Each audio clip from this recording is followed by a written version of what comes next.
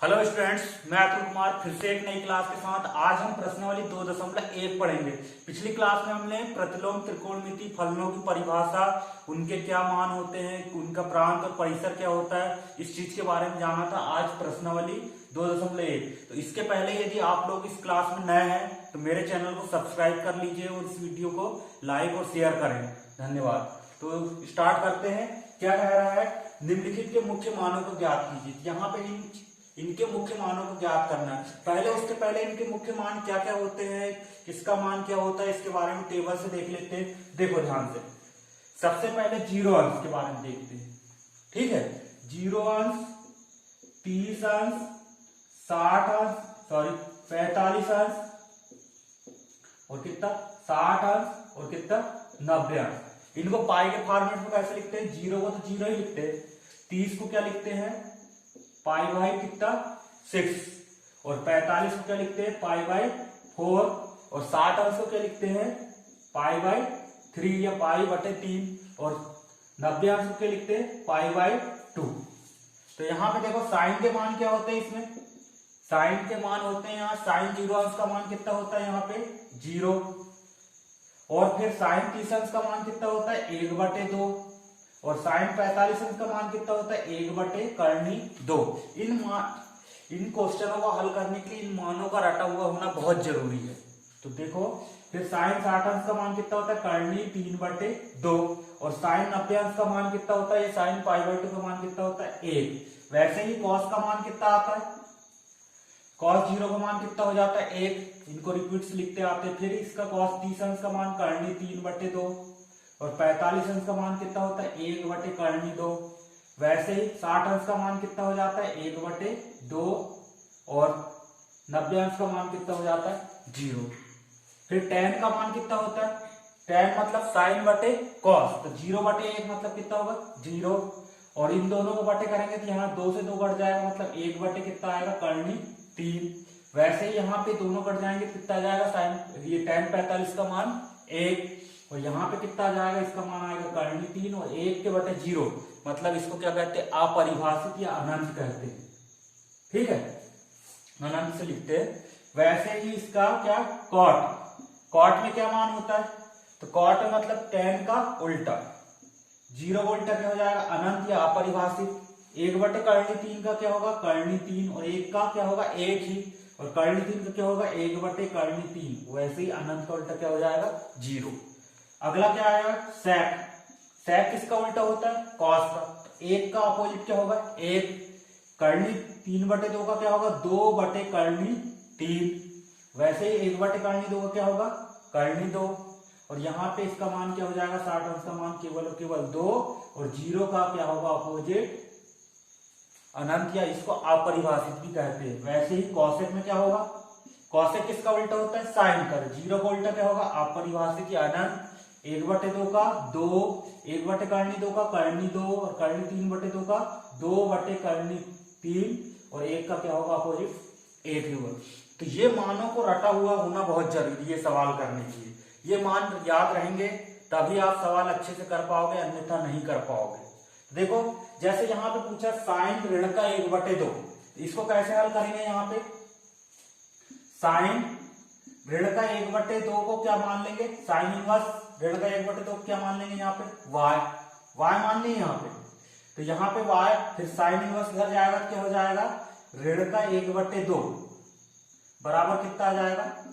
Sign y। ये इसको ऐसे मान लेते हैं यहाँ पे,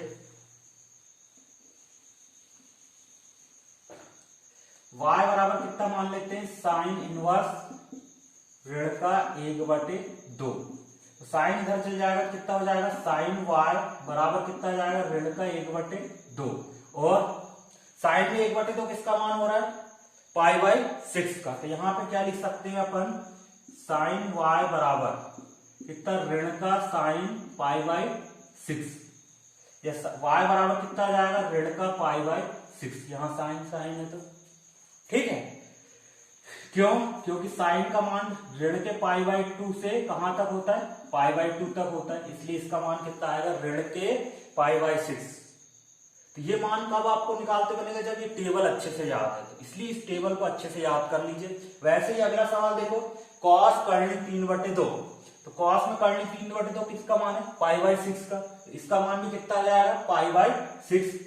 कॉस इनवर्स 2, कॉस इनवर्स 2 यहाँ पे देखते हैं किसका मान हो रहा है, फिर से π/6 का मान हो रहा है, तो यहाँ पे भी इसका मान कितना आएगा, π/6 आएगा। क्लियर है यहाँ पे। फिर अगला सवाल देखते हैं कितना, tan इनवर्स ऋण करनी 3, तो tan में देखो करनी 3 किसका मान आ रहा है, π/3 का या 60 अंश का मान आ रहा है, तो अपने पास यहाँ पे इसका मान क्या हो जाएगा, tan y बराबर कितना मान लेंगे, जैसे इसको tan इनवर्स ऋण के करनी 3, या tan इधर चले जाएगा तो tan y बराबर कितना हो जाएगा यहाँ पे ऋण, और ये क्या हो जाएगा करनी 3, या इसी को क्या लिख सकते हैं, tan y बराबर किसका मान होता है, ऋण tan कितने अंश का, ये π/3 का, या फिर यहाँ tan से tan वो हो जाएगा, तो y बराबर कितना हो जाएगा, ऋण के π/3। क्यों, क्योंकि tan का मान भी कितना होता है, ऋण π/2 से π/2 के बीच में ही होता है, केवल इसका मान क्या नहीं होता, 0 नहीं होता। ठीक है, तो ये आ गया। फिर अगला देख लेते हैं यहाँ पे कौन से नंबर का, कॉस ऋण का 1/2, कॉस ऋण का 1/2, इसको कॉल करते हैं हल।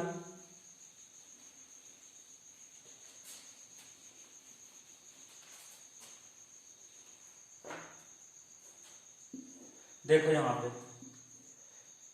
हल कितना मान लेते हैं, इसको y बराबर कितना मान लेते हैं, कॉस ऋण का 1/2, कॉस इनवर्स ऋण का 1/2, या कॉस y बराबर कितना मिल जाएगा, ऋण का 1/2, और कॉस में ऋण 1/2 याला मान तो होता है इसे कितना, π/3 का, लेकिन कॉस की लिमिट कहां से कहां तक होती, 0 से पाई तक होती, तो इस मान को नहीं लेंगे, यहाँ पे π/2 से आगे के मान को लेंगे। तो यहाँ पे इसको या तो ऐसा भी लिख सकते हैं, कॉस y बराबर ये ऋण का आ जाएगा, यहाँ पे कितना आ जाएगा, कॉस कितना कितना कितने का मान हो रहा है 1/2, π/3 का, या इसी को ऐसा लिख सकते हैं, कॉस पाई माइनस कितना π/3, ये ऋण है इसलिए, तो यहाँ पे कितना आ जाएगा, पाई में से घटाएंगे तो यहाँ पे कॉस कितना हो जाएगा, 3 पाई माइनस का पाई बटे 3, ये कॉस y बराबर मिल गया। तो कॉस y बराबर क्या मिलेगा अपने को, 3 पाई में से पाई घटेगा तो कितना, 2 पाई/3, तो y बराबर कितना मिल जाएगा,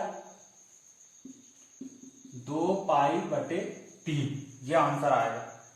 या इसको डायरेक्ट भी ऐसा कर सकते हैं, यहाँ पे देखो, यहाँ पे किसका, कॉस इनवर्स किसका मान निकालना है अपने को, ऋण का 1/2, इसका डायरेक्ट लगा देते हैं। कॉस इनवर्स x बराबर क्या होता है, कॉस इनवर्स जैसे माइनस का x रहा तो इसको क्या लिख देते हैं, pi minus cos inverse x।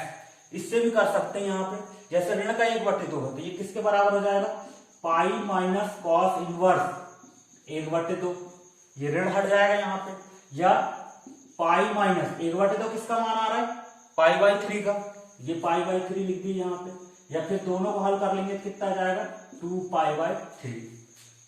दोनों विधि सही है यहाँ पे। फिर इसी का अगला क्वेश्चन देखते हैं, ये हो गया 6वें नंबर का, tan इनवर्स 1 किसका है, π/4 का, तो इसका आंसर कितना आ जाएगा, π/4। अगला सवाल sec इनवर्स 2/√3 किसका मान है, ये किसका मान है, π/6 का, तो यहाँ इसका आंसर क्या आ जाएगा, π/6। वैसे cot इनवर्स √3 ये किसका मान है, π/6 का, यहाँ पे भी कितना आ जाएगा, ये π/6। cos इनवर्स -1/√2, पिछले सवाल जैसे ही देखते हैं, ये किसका मान हो रहा है अपने पास,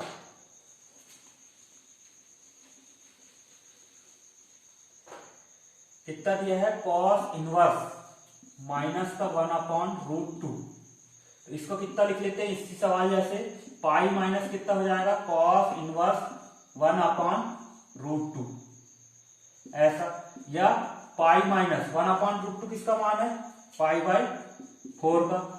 दोनों को हल कर लेंगे, यहाँ पाई के बटे कुछ नहीं तो 1, यहाँ पे 1 और 4 का एलसीएम 4, और यहाँ कितना हो जाएगा 4 पाई माइनस का ये पाई, तो कितना बच जाएगा 3 पाई बटे 4, यह आंसर आ जाएगा इसका। फिर अगला सवाल कॉसिक इनवर्स ऋण √2। तो कॉसिक इनवर्स में देखो √2 किसका मान हो रहा है π/4 का, क्योंकि कॉसिक इनवर्स का मान कितना ऋण π/2 से π/2 जाता है, इसलिए इसका मान कितना हो जाएगा यहाँ पे ऋण का π/4। ठीक है ये वाला। फिर अगला सवाल करके देखते हैं, इसका सवाल नंबर 11।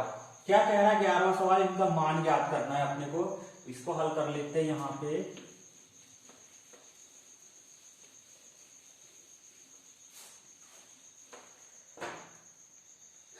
ध्यान से देखो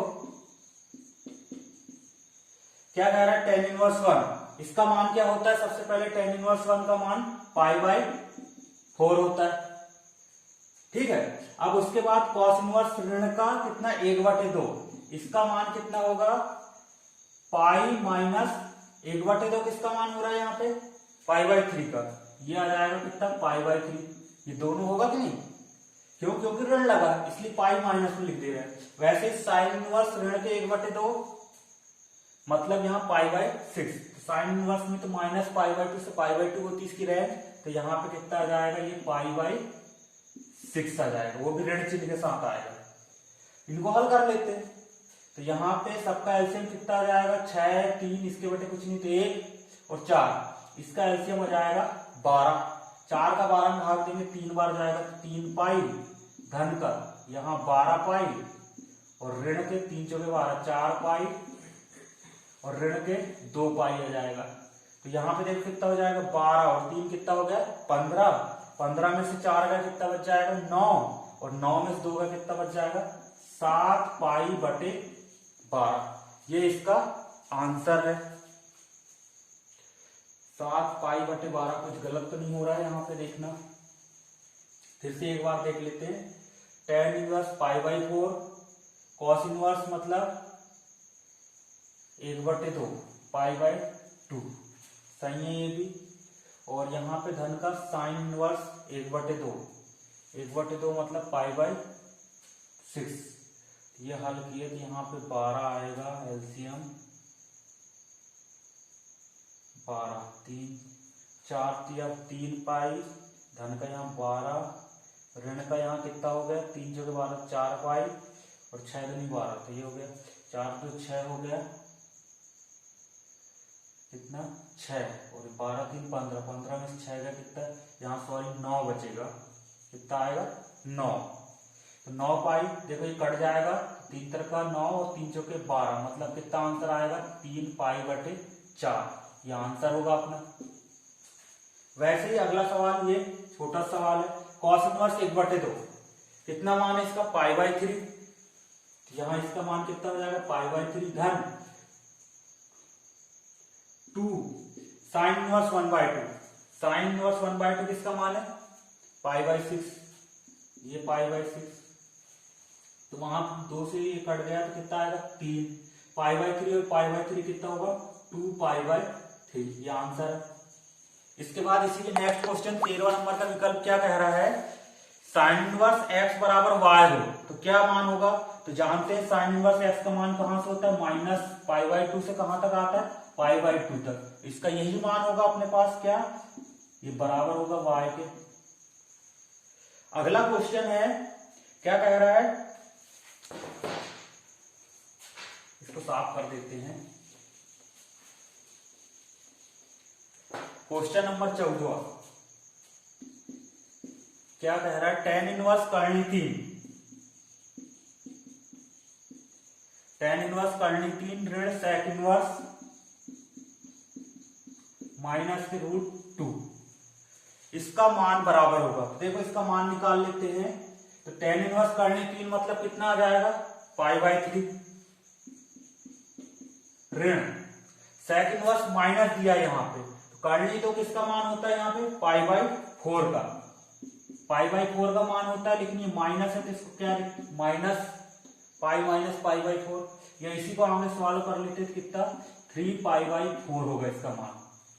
क्लियर होगा कि नहीं, ये ऋण है इसके कारण, नहीं तो केवल π/4 लिख देते। तो यहाँ पे कितना आ गया 3π/4। दोनों को हल करेंगे यहाँ पे तो कितना आया 4 और 3 का एलसीएम 12। यहाँ कितना हो जाएगा 4π ऋण 3 3 का 9π। तो 4 - 9 कितना हो जाएगा ये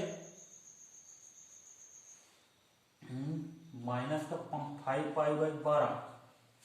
ये नहीं आएगा, यहाँ पे कुछ गड़बड़ हुआ है। यहाँ पे का मान बराबर है, यहाँ लिखने में गड़बड़ होगा। इसका मान कितना दिया है 2 दिया है, तो मान अलग हो जाएगा।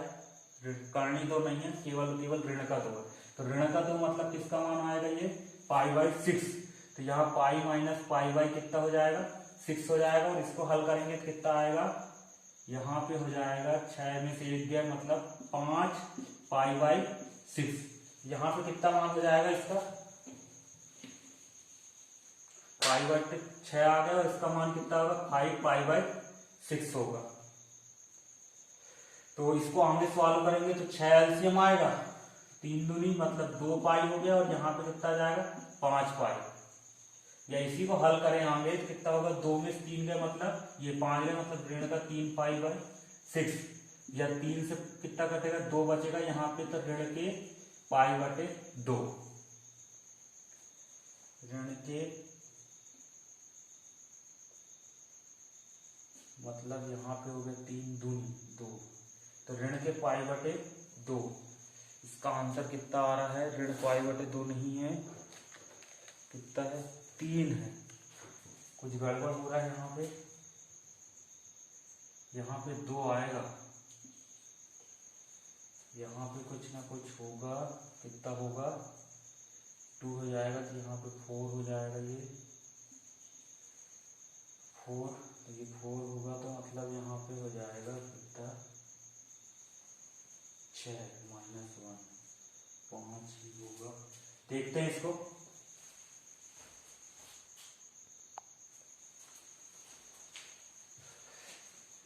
कितना, सॉरी यहाँ मान गलत रख दिए, π2 रखना है सेक इनवर्स। तो कितना हो जाएगा यहाँ पे 2 का मान मतलब π/3। या इसी को आगे हल करेंगे तो कितना आ जाएगा 3π में से 1 π गया मतलब 2π/3। तो यहाँ पे देखो इसको रख देते हैं। यहाँ पे इसका मान आया था π/3 माइनस कितना 2π/3। तो दोनों क्या क्या हो जाएगा यहाँ पे 3 और पाई माइनस कितना हो जाएगा 2π। घटेगा कितना बच जाएगा ऋण के π/3। ये होगा इसका हल। तो आज की क्लास में इतना ही स्टूडेंट्स। यदि ये क्लास अच्छी लगी तो इसे लाइक और शेयर कीजिए, और यदि आप लोग मेरे चैनल में नए हैं तो कृपया करके इसे सब्सक्राइब कीजिए। धन्यवाद।